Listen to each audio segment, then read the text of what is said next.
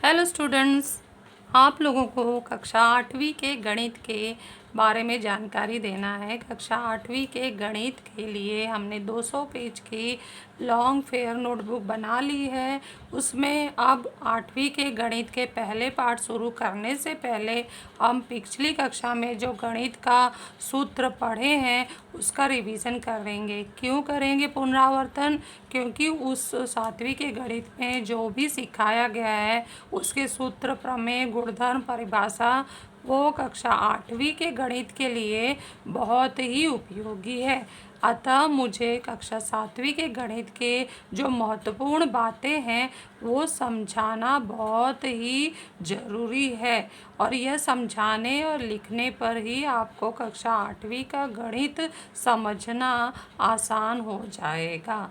तो इसीलिए हम लोग ये शुरुआत करते हैं। पुनरावर्तन का पार्ट 1 वीडियो है, जिसमें पार्ट 1 से पार्ट 4 के कक्षा 7वीं के, ध्यान से सुनना, कक्षा 8वीं के गणित के फेयर नोटबुक में हम सबसे पहले कोई नया पार्ट शुरू न करके 7वीं के गणित का रिवीजन भाग पहले पार्ट से अंतिम पार्ट तक देख रहे हैं, जिसमें मैंने पार्ट 1 इस वीडियो में, पुनरावर्तन के इस वीडियो में पार्ट 1 से पार्ट 4 के महत्वपूर्ण बातें ली हैं, जो मैं आपको समझाते जा रही हूँ। इसे देखकर, समझकर अपने फेयर नोटबुक में लिख लीजिए। ये बहुत ही आवश्यक है आप लोगों को, कक्षा 8वीं के लिए भी, 9वीं के लिए भी और 10वीं के लिए भी, क्योंकि ये हमारा आधार है। जब किसी चीज़ का आधार मजबूत होगा तो उसका जो आगे का जो भाग है, आगे जो हम पढ़ते जाएंगे वह भी जल्दी जल्दी समझ में आने लगेगा। इसलिए बच्चों, इसे समझना, पढ़ना, लिखना और याद करके मुझे बीच बीच में ऑडियो बनाकर भेजते रहना। ज़रूरी नहीं कि सब एक साथ याद करके भेजो। रोज़ 5-5 सूत्र, गुणधर्म याद करके भेजते हो तो ये भी बहुत अच्छी बात है। तो इसलिए जितने भी लिखा रही हूँ उसका 5-5 सूत्र रोज़ याद करके मुझे ऑडियो ओरल भेजते रहना है। तो अब सबसे पहले हम देखते हैं, यहाँ पर दिया गया है कोण समद्विभाजक। कोण समद्विभाजक क्या होता है? दिए गए कोण को कोई किरण जब दो समान भागों में विभाजित करता है तो उस किरण को उस कोण का समद्विभाजक कहते हैं। ये परिभाषा है। तो हमें एक कोण दिया गया है, कोण ABC। इसका माप 60 अंश लेकर मैं बनाई हूँ चांदे की सहायता से। अब इसको दो समान भागों में बांटना है बिना चांदे का उपयोग किए। तो इसके लिए हमें गोला प्रकार की आवश्यकता है। हम क्या करेंगे, यहाँ पर बिंदु B पर रखेंगे और कुछ दूरी का चाप निश्चित करके गोला प्रकार से इस कोण के एक किरण पर एक चाप, दूसरे किरण पर दूसरा चाप लगाएंगे। उसके बाद ये जो दूरी हमने निश्चित की है, अपने मन से निश्चित करके, इस रखने का जगह यही होगा जहाँ हमने चाप लगाया है, किरण पे काटा है, रख के उसको सामने एक चाप लगाएंगे। फिर वही दूरी का जो सेट किया है हम दूसरे पर रख कर यहाँ काटेंगे। जैसे ही काटते हैं तो यहाँ पर दो चाप काटने से एक बिंदु मिलता है। इस बिंदु को हम यहाँ पर शीर्ष बिंदु से लेकर ये चाप के काटने से जो बिंदु मिला है उसको मिला देंगे। तो ये जो किरण हमारा BD है, किरण BD कोण ABC, जो बड़ा कोण था उसको दो समान भागों में बांट दिया, कोण ABD और कोण DBC। और चांदा नाप कर रख कर हम देख सकते हैं, कोण नापने आता होगा आप लोगों को। यहाँ आधार पे रखते हैं तो ये 30 कोण हो गया, और यहाँ ये आधार मान के हम इसका मध्य बिंदु चांदी का रखता है तो ये हमारा 30 अंश आ गया। तो इस तरह से यह किरण कोण समद्विभाजक जो है, इस कोण को दो समान भागों में बांट दिया है, इसलिए किरण BD कोण ABC का समद्विभाजक कहलाता है। नेक्स्ट हम चलते हैं, सर्वांगसम रेखाखंड किसे कहते हैं। यदि दिए गए रेखाखंडों की लंबाई समान हो तो वे रेखाखंड सर्वांगसम होते हैं। जैसे कि यहाँ रेखाखंड हमने खींच दिया है, हमें दिया गया है, और इसको अगर हम नाप के देखें तो यहाँ जो इसकी लंबाई आ रही है 4 सेंटीमीटर आ रही है। लेंथ AB की लंबाई 4 सेंटीमीटर, और इसको भी नाप के देखें तो लेंथ CD की भी लंबाई 4 सेंटीमीटर। तो इसका मतलब क्या हुआ कि लेंथ AB बराबर है लेंथ CD, तो दोनों लंबाइयाँ समान होने से जो है रेख ए बी सर्वांगसम का निशान लग जाएगा रेख CD। रेख क्या होता है? रेखाखंड। तो रेखाखंड AB सर्वांगसम हो गया रेखाखंड CD। तो दोनों रेखाखंड सर्वांगसम रेखाखंड कहलाते हैं जब इनकी लंबाइयाँ समान होती है। उसके बाद सर्वांगसम कोण किसे कहते हैं? यदि हमें दो कोण दिया है और चांदे की सहायता से हम उसको नाप लें, तो यहाँ पर हम इसको नाप रहे हैं चांदे की सहायता से, तो ये 30 अंश का कोण दिखाई दे रहा है। तो ये हमारा 30 अंश आ गया और यहाँ हम नाप के लिख दे माप कोण LMN कितना है? 30 अंश है। उसके आधार पर उसी की सहायता से हम इसको भी नाप लेते हैं, तो ये भी 30 अंश दिखाई दे रहा है। तो ये हम लिखेंगे 30 अंश कोण XYZ, उसका मान है 30 अंश।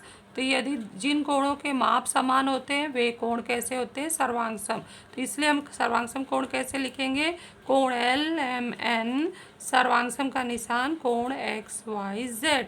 तो ये लिखने का विधि होता है। ये मूलभूत जानकारियां हैं जो आगे की कक्षाओं में बहुत ही उपयोगी है।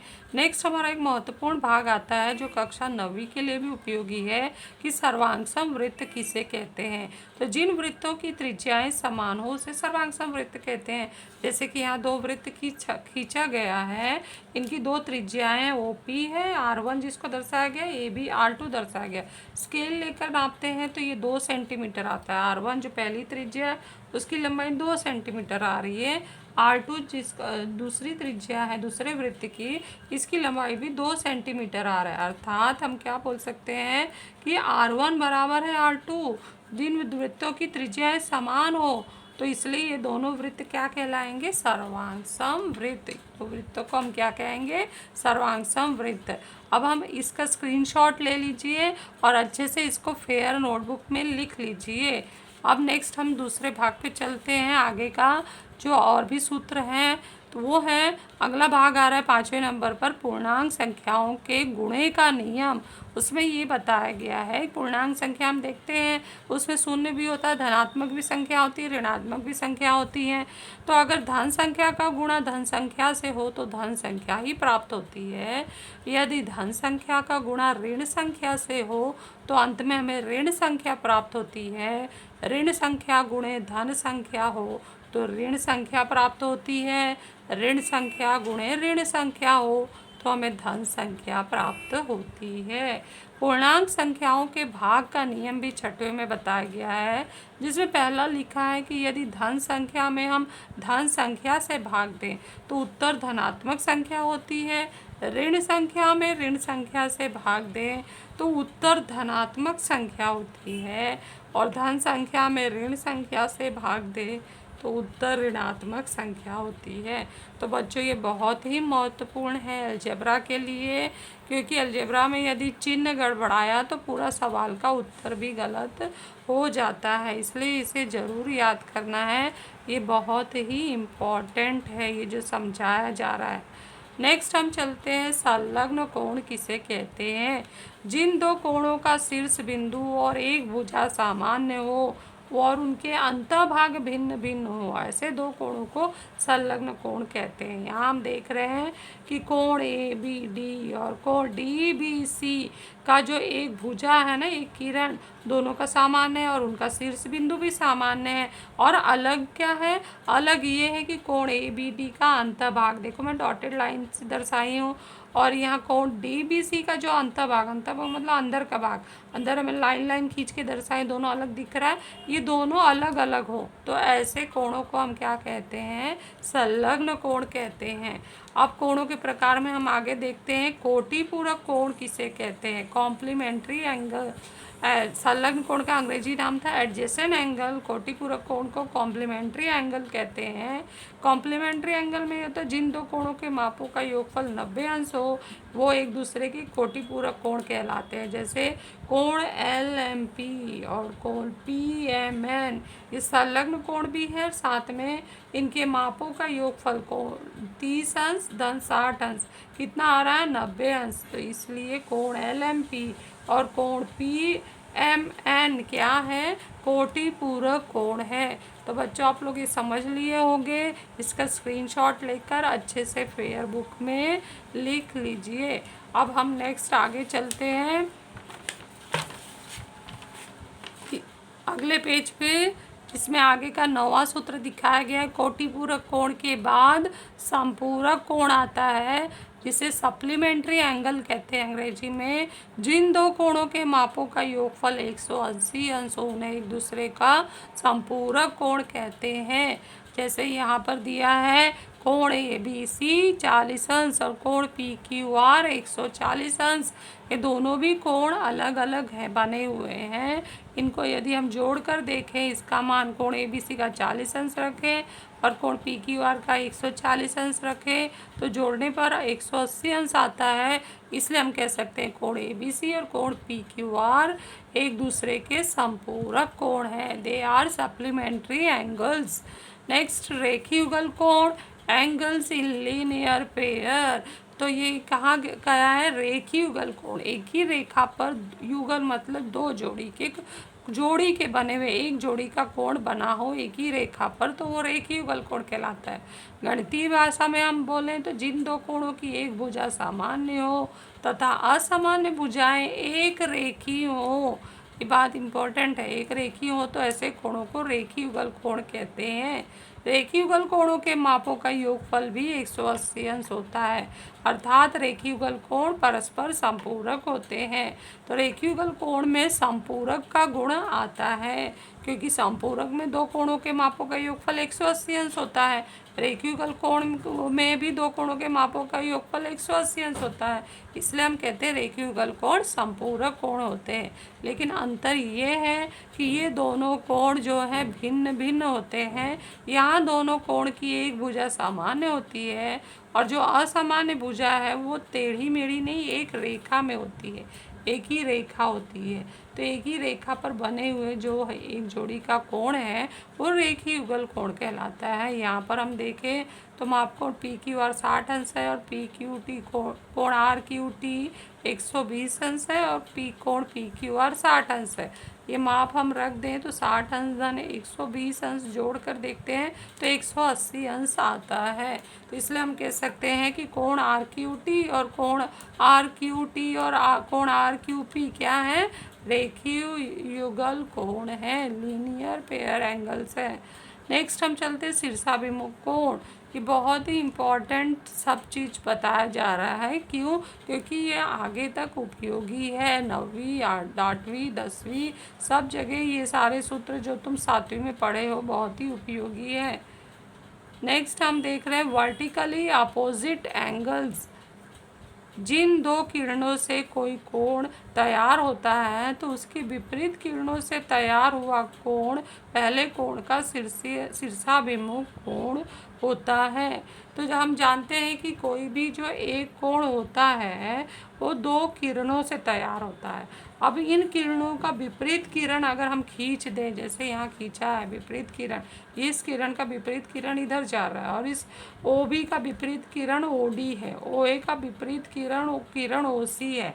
तो इस विपरीत किरणों को खींचने से जो कोण प्राप्त होता है, ये कोण, इस कोण AOB का विपरीत कोण है कोण DOC, वो उस कोण का पहले कोण का शीर्षाभिमुख कोण कहलाता है। और दो रेखाओं के परस्पर प्रतिच्छेदन से बनने वाले शीर्षाभिमुख कोणों के माप समान होते हैं। इसको हम चेक कर सकते हैं। यहाँ पर हम चांदा रख कर नापें तो ये हमारा जो है कोण जो दिखा रहा है 50 अंश का कोण दिखा रहा है कोण AB, तो हम यहाँ लिख सकते हैं 50 अंश।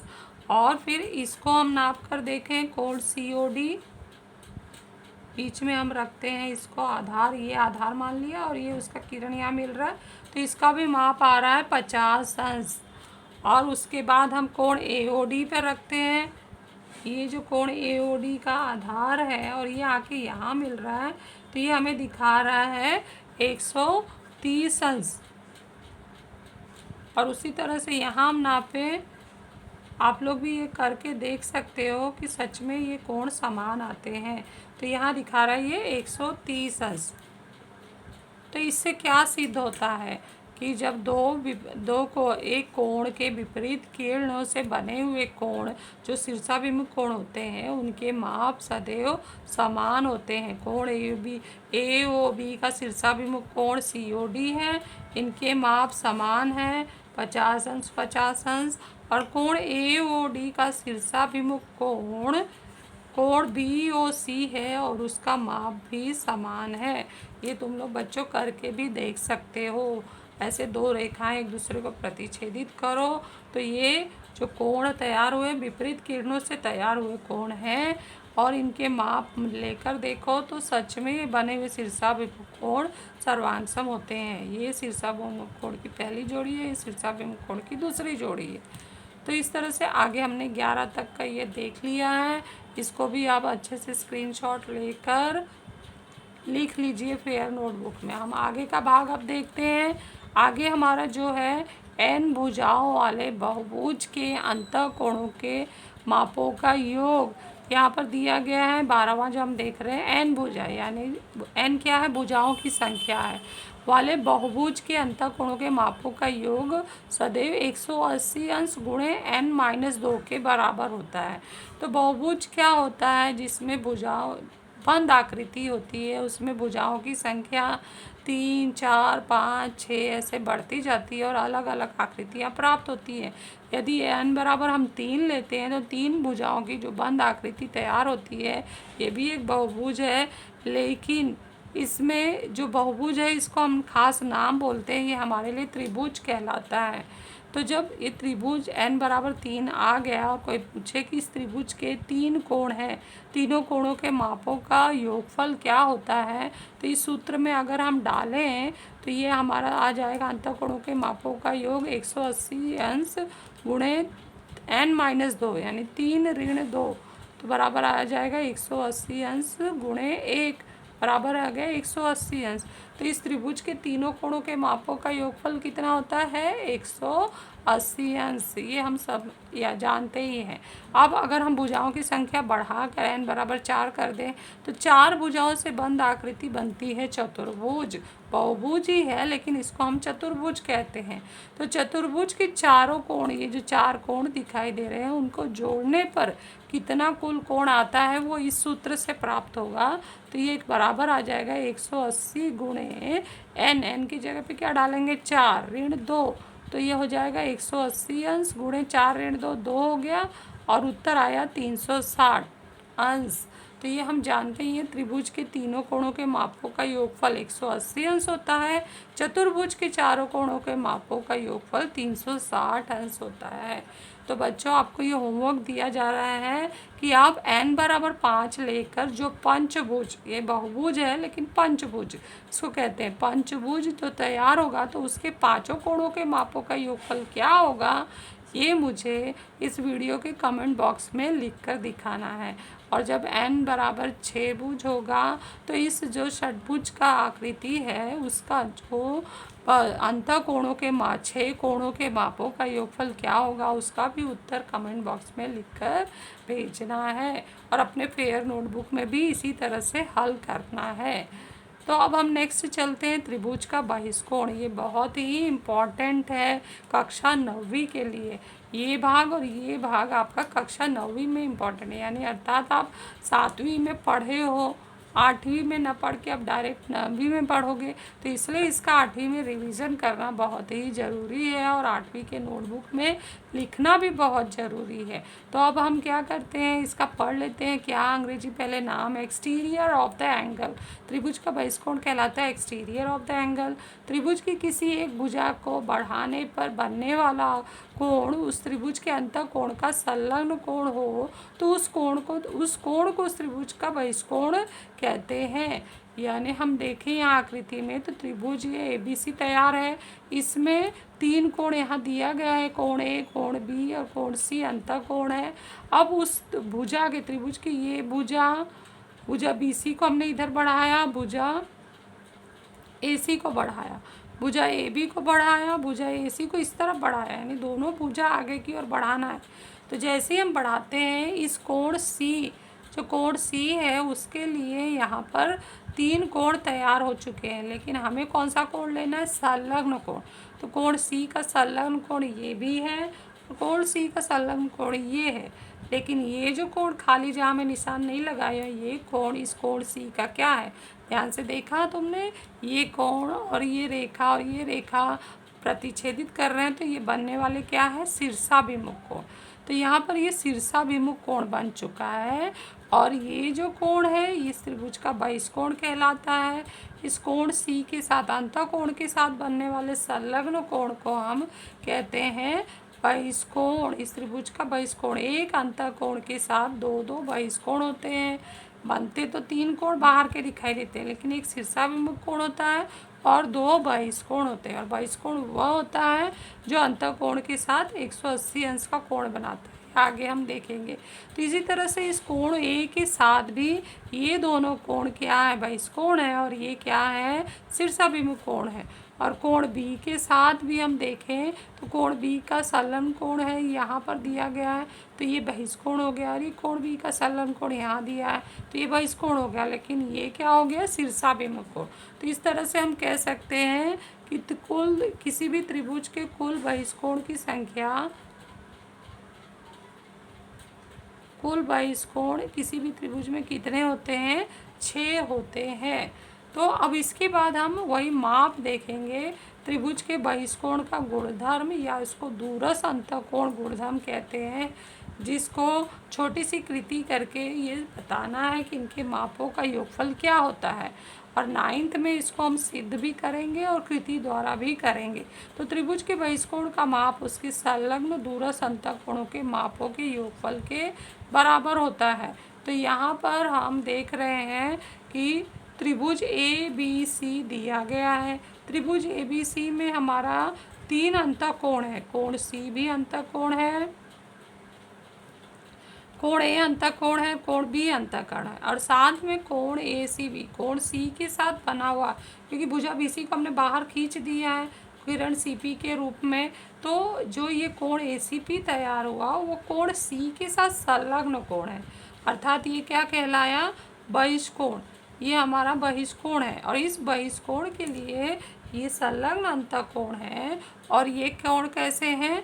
ये दूरस्थ अंतःकोण है, ये दूरस्थ अंतःकोण कहलाते हैं, और ये संलग्न अंतःकोण कहलाते हैं। तो इसका यही हमें गुणधर्म चेक करना है। तो चेक करने के लिए हम सबसे पहले माप निकालते हैं। तो आप लोगों को भी ये त्रिभुज बना लेना है, स्केल की सहायता से इस किरण को बढ़ा देना है, सारे मान लिख लेने हैं, और उसके बाद चांदे की सहायता से नापना है। तो पहले हम कोण बी पर रखते हैं, हमें दूरस्थ अंतःकोण को नापना है। कोण बी पर रखते हैं तो ये परफेक्ट हमारा ये 60 अंश आ रहा है। तो कोण जो ए बी सी है, ए बी सी हमने पहले नापा, तो ये आ गया 60 अंश। अब इस पर हम रखें, चांदा आधार पर रखते हैं और इसको नापते हैं, तो ये परफेक्ट 60 अंश आ रहा है। अब कोण ए सी डी, जो कोण ए सी पी है हमारा, जो बहिष्कोण है, उसको हम नापते हैं। तो यहाँ पर रखेंगे, ये मूल बिंदु है, यहाँ पर चांदे का मूल बिंदु रखकर आधार पर रखकर ये नापते हैं। तो ये हमारा आ रहा है 120 अंश। तो इससे यह सिद्ध होता है, निष्कर्ष यह निकलता है कि जो त्रिभुज का बहिष्कोण होता है, त्रिभुज का बहिष्कोण का नाम क्या है? कोण ए सी पी बराबर है कोण बी ए सी प्लस कोण ए बी सी। त्रिभुज का बहिष्कोण दूरस्थ अंतःकोणों के मापों के योग के बराबर होता है, क्योंकि ये माप कितना है हमारा? 120। ये माप कितना है? 60 अंश। 60 अंश जोड़ेंगे तो 120, और ये 120, तो दोनों समीकरण बराबर हो गए। तो इसलिए हमने ये सिद्ध कर दिया कि त्रिभुज के बहिष्कोण का माप उसके संलग्न दूरस्थ अंतःकोणों के मापों के योग के बराबर होता है। तो बच्चों, आज हमने ये बहिष्कोण का महत्वपूर्ण नाइन्थ के लिए जो महत्वपूर्ण है पढ़ लिया है। अच्छे से आप लोग इसको वीडियो को देखिए, समझ आप एक बार तो 7वीं में पढ़ ही चुके हो, ये आपका रिवीजन पुनरावर्तन चल रहा है। अच्छे से समझ कर फेयर बुक में लिखिए। अब इसका स्क्रीनशॉट ले लीजिए और बीच बीच में 5-5 सूत्रों का ओरल देते हुए ऑडियो ज़रूर भेजना। Thank you.